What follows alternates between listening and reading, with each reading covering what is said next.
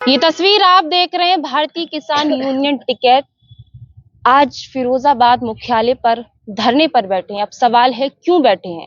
तो आपको बता दें कि दिल्ली में 40 दिन से अधिक का समय बीत जाने के बाद वो खिलाड़ी, वो बेटियां बैठी हैं और सिर्फ एक ही मांग कर रही हैं कि उनको इंसाफ चाहिए। अब तक इंसाफ क्यों नहीं मिला, हताश हो गई, टूट गई, निराश हो गई। उसके बाद जीते हुए मेडल को गंगा में विसर्जित करने का उन्होंने फैसला लिया। लेकिन इसी बीच भारतीय किसान यूनियन टिकैत के राष्ट्रीय अध्यक्ष नरेश टिकैत जी वहां पहुंचे, उनको समझाया बुझाया और 5 दिन का समय मांगा। अब सवाल है कि तमाम महिला भी यहाँ पर मौजूद है, युवा पुरुष भी मौजूद है भारतीय किसान यूनियन टिकैत के। ये लोग यहाँ पर क्यों आए, किस तरह से समर्थन कर रहे हैं और क्या वो कुछ कहना चाहते हैं खिलाड़ियों के लिए। सबसे पहले तो जिलाध्यक्ष जी से बात करेंगे, जैसा कि क्या कारण है, क्या माना जाए, आखिर बेटियां बैठी क्यों है धरने पर। ये देश का दुर्भाग्य है कि हमारी जो नारी शक्ति है और बेटियां हैं जो हड़तालों पर बैठी हैं 40 दिन से, और जिन धाराओं में मुकदमा पंजीकृत है, अगर आम जनमानस होता तो अभी तक उसकी अरेस्टिंग हो चुकी होती, मगर सरकार नहीं सुन रही है, जूने रिंग रही है। और बेटियां हताश होकर, जैसा आपने बताया, गंगा में प्रवाह करने के लिए गईं, तो आदरणीय टिकैत साहब, नरेश टिकैत जी वहां पहुंचे, उन्होंने समझाया। तो उन खिलाड़ियों ने टिकैत साहब को 5 दिन का समय दिया है। अगर 5 दिन में हमें न्याय नहीं मिलता है, हमारे साथ लोग नहीं खड़े रहते हैं, तो हम कुछ भी कर सकते हैं। और आत्मदाह की उन्होंने चुनौती दी है। ये देश के लिए बहुत दुर्भाग्य है, इंसाफ मिलना चाहिए। और इस पद पर रहते हुए कभी भी जांच नहीं पूरी हो सकती, और इससे पूर्व में भी कई बार ऐसे आरोप लगे हैं, तो पद से उठाया गया है, उसके बाद जांच हुई है, एक जांच कमेटी बने। और पॉस्को एक्ट में या तो सरकार ये कहे कि इसके बाद इन धाराओं में मुकदमा पंजीकृत किसी के भी नाम में होगा तो अरेस्टिंग नहीं होगी, उस जांच होगी, उसके बाद अरेस्टिंग होगी, माना जा सकता है।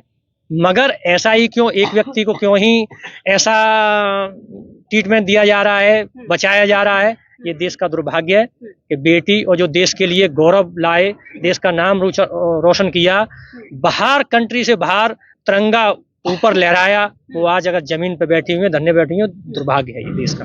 क्या माना जाए, एक सवाल मैं आपसे जानना चाहती हूँ, अगर आपके ऊपर कोई महिला आपके संगठन की आरोप लगाती है तो क्या आपकी गिरफ्तारी होगी? जांच का विषय बाद में है, गिरफ्तारी होगी, मुकदमा लिखा जाएगा, ये सब चीजें होंगी या नहीं?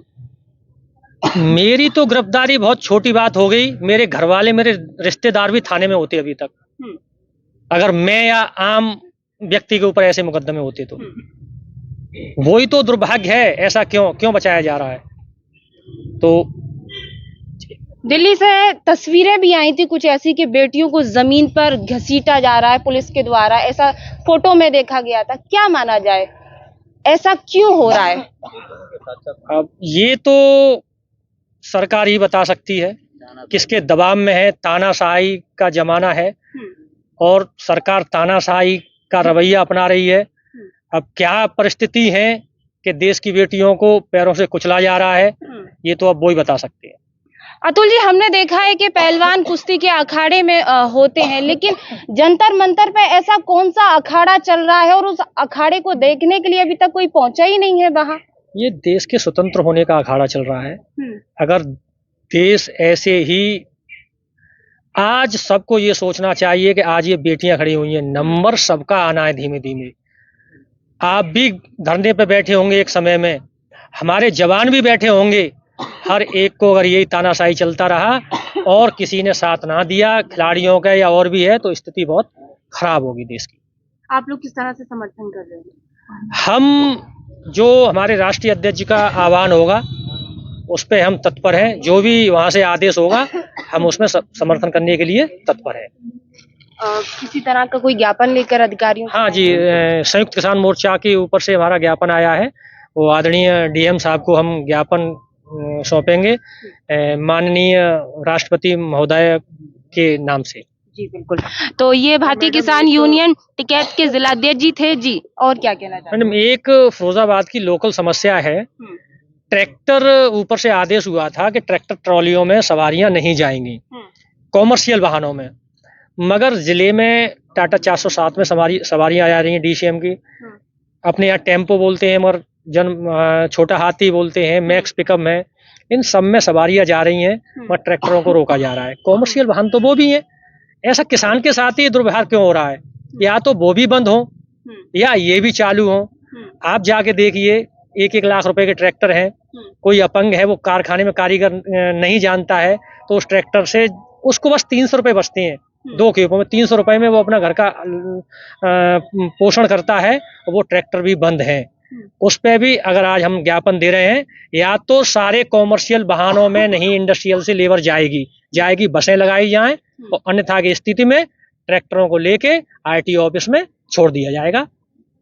प्रशासन जो करे वो करता रहेगा। कॉमर्शियल वाहन में या तो ट्रैक्टर चलेंगे या कोई भी वाहन नहीं चलेगा। बिल्कुल। तो और भी लोग हमारे साथ मौजूद हैं, महिलाएं मौजूद हैं। क्या माना जाए, सरकार ने बेटी बचाओ बेटी पढ़ाओ का नारा दिया था, दिल्ली में बैठी बेटियां ऐसे बेटी पढ़ाई जा रही है, इस पर आप क्या कहेंगे? ये सरकार तो गलत कर रहा है। बेटी बचाओ बेटी पढ़ाओ, सरकार ये बोल रहा है कि बेटी बचाओ बेटी पढ़ाओ, और बेटियों के साथ अनशोषण हो रहा है।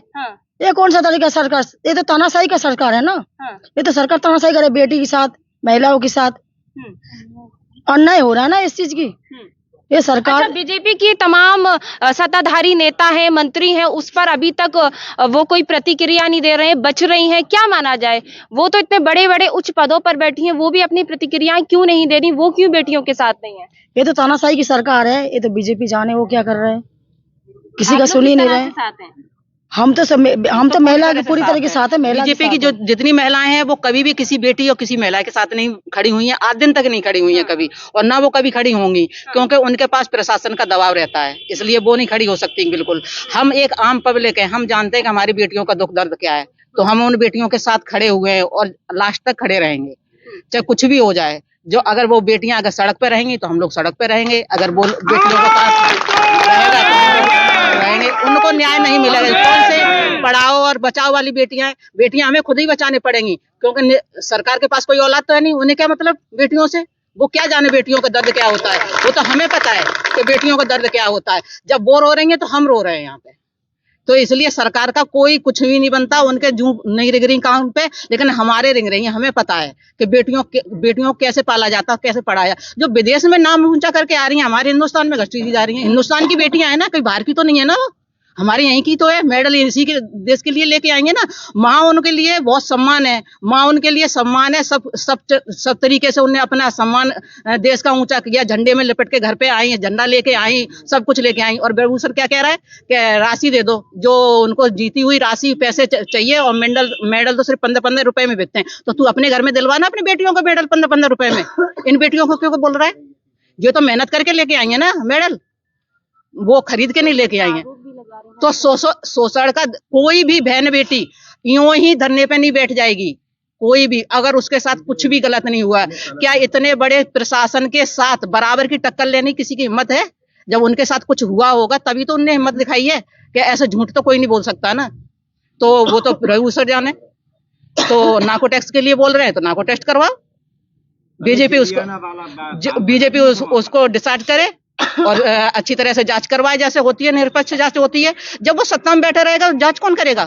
कौन करेगा जांच? फिर तो ये तो अलग अलग लड़ाइयां हो गई भाई। ठाकुर को बचा रहे, ब्राह्मण को बचा रहे, और जाट को बचा रहे। फिर तो ये सब जातवादी कर दिया। कहीं हिंदू राष्ट्र बना रहे हो, ऐसे हिंदू राष्ट्र बना रहे हो? कैसा हिंदू राष्ट्र बनेगा बताओ, जब बेटियों की सुनवाई नहीं हो पा रही है? नहीं बनेगा हिंदू राष्ट्र। बिल्कुल, बहुत बहुत शुक्रिया। तमाम महिलाएं हमारे साथ यहाँ मौजूद थी, तमाम भारतीय किसान यूनियन के कार्यकर्ता थे। सवाल सबसे बड़ा यह है कि दिल्ली में बैठी जो बेटियां हैं उनको इंसाफ दिलाने के लिए फिरोजाबाद में अधिकारियों को ज्ञापन सौंप रहे हैं, और ज्ञापन में क्या कुछ कहा है उन्होंने वो भी बताया है। सवाल अब ये है कि बेटियों को इंसाफ मिलेगा, यानी जिस तरह से भारतीय किसान यूनियन टिकैत के राष्ट्रीय अध्यक्ष नरेश टिकैत ने बोला था कि 5 दिन का समय चाहिए। अब 5 दिन में क्या कुछ नया होगा, 5 दिन में क्या इंसाफ मिलेगा? इंसाफ की आस के लिए वो बैठी थी इतने दिनों से, अब इंसाफ मिल पाएगा? यानी ये सवाल अपने आप में बहुत बड़ा है, देखना है और देखते रहेंगे। देखते रहें आरपीटीवी। नमस्कार।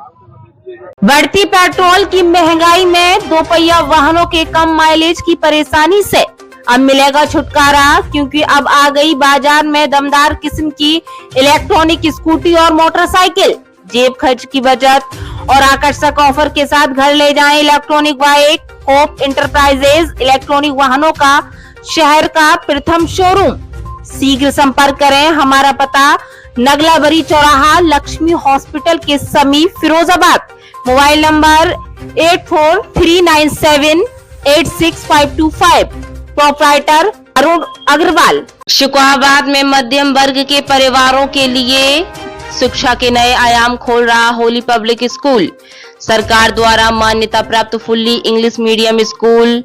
घर से बाहर घर जैसी आवासीय सुविधाएं पाएं, कम खर्च में उच्च गुणवत्ता, कंप्यूटर की पढ़ाई के साथ सांस्कृतिक एक्टिविटी, स्पोर्ट्स एक्टिविटी के साथ हम कराते हैं सैनिक, मिलिट्री, नवोदय एवं विज्ञान ज्ञान जैसी अन्य तैयारियां। हमारा उद्देश्य बच्चे का हो बेहतर भविष्य, कम खर्च में हायर एजुकेशन, दूर दराज के विद्यार्थियों को लाने ले जाने की उचित व्यवस्था। प्रवेश के लिए शीघ्र पधारें। हमारा पता near Krishna resort, Madhoganj, Shikohabad, Firozabad. Mobile number 9456828310। गरीब, असहाय एवं बेटियों के लिए प्रवेश में विशेष छूट। खुल गया आपके शहर में सस्ती दवाइयों और विशेष छूट के साथ life care pharmacy. Jansewa medical point, hotel Monar के पास, बाईपास, जलेसर रोड, क्लब चौराहा, Firozabad. Proprietor Yogi Sharma. Mobile number 8273080841।